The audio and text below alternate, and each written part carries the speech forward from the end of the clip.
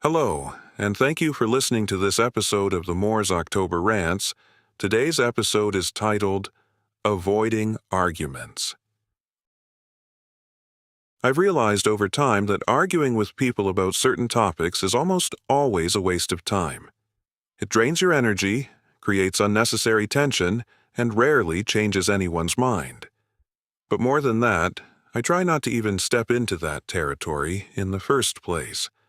I don't want to get close to the edge of an argument. I don't want to feel the pull of it. I'd rather stay far back, where the air is calm and no one feels challenged or defensive. Now let me be clear, I'm not saying that all disagreement is bad. Sometimes you can argue in a way that doesn't even feel like arguing. You can talk with someone, express a different view, and still have a respectful discussion. You can disagree without raising your voice or making the other person feel attacked. That type of conversation can actually be productive. But that's not what I'm talking about here. What I'm talking about is avoiding the argument altogether, not managing it, not softening it, not steering it into safer waters. I mean, not even going there, not opening the door, not entertaining the first hint of a fight. Because once you step onto that path, it's very hard to turn back, and honestly, most of the time it's just not worth it. Let me give you a concrete example so you understand exactly what I mean. A while ago, I was riding in the back of an Uber. Someone had picked me up. I forget exactly where I was going, but I was just sitting there, minding my own business. The driver was a guy from New York. He had moved up to my area recently and had been driving for Uber for a while. He was a person of color, and he had that direct, fast-paced way of talking that many New Yorkers have. I don't even remember how the topic came up.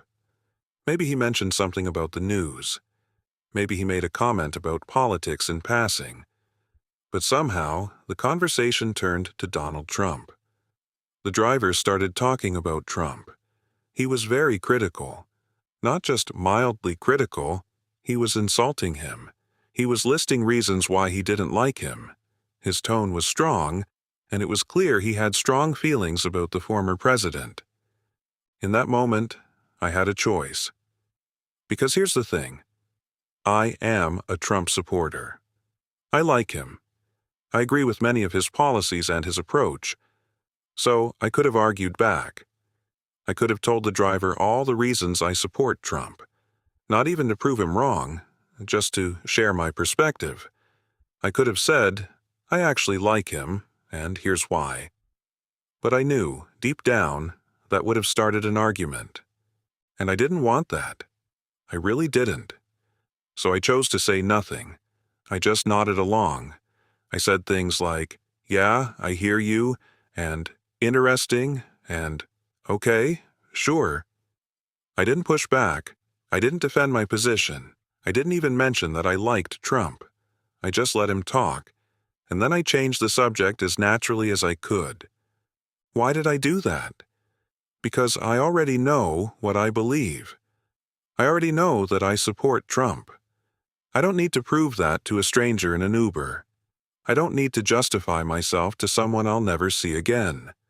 My sense of self isn't so fragile that I have to defend my views in every conversation.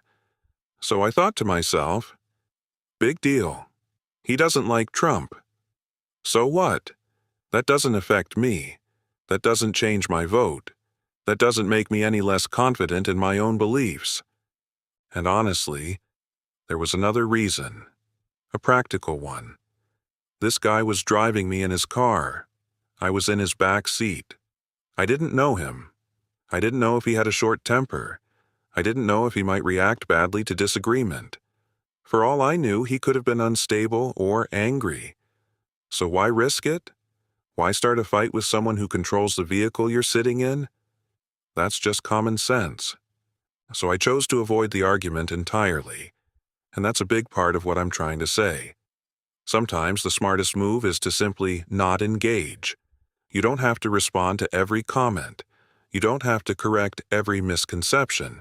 You don't have to stand up for your views in every single setting. Silence isn't weakness. Sometimes silence is strategy. People will say things to you all the time. Some of those things you'll disagree with. Some might even offend you.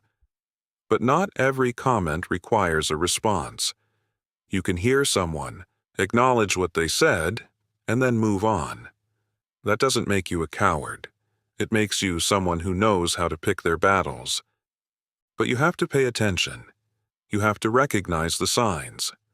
Certain topics are almost guaranteed to start an argument. Politics is a big one. Religion is another. Abortion rights, immigration, gun control, any deeply held belief that people tie to their identity. When someone brings up one of these topics, you can often feel the shift in the air. The temperature changes, the tone tightens. That's what I call a red flag. When you hear someone start talking about politics in a passionate way, alarm bells should go off in your head. Not because you're scared, but because you're smart. You see what's coming. You know that if you engage, things could escalate quickly. So you steer clear. You change the subject. You excuse yourself. You find a way out. Now maybe you're different. Maybe you actually enjoy arguing. Maybe you like voicing your opinion no matter what. Maybe you feel that staying silent is dishonest or weak. If that's you, fine. I'm not here to tell you how to live. But for me personally, I don't like arguments. I find them exhausting. They rarely accomplish anything. And they often leave both people feeling worse than before. That doesn't mean I'm perfect. I'm not. Sometimes I mess up. Sometimes I get drawn into an argument despite my better judgment. Sometimes I say things I regret or raise my voice when I shouldn't. I can be a hypocrite about this just like anyone else. But overall, I try to avoid arguments as much as possible. It's a goal I work toward, not a rule I always follow. I realize I've been talking in circles a bit here, but I think the point is clear. Some arguments are worth having. Some disagreements are necessary. But many, if not most, are just not worth the effort. You can have your opinions. You can believe what you believe. But you don't have to defend those beliefs to everyone who challenges them.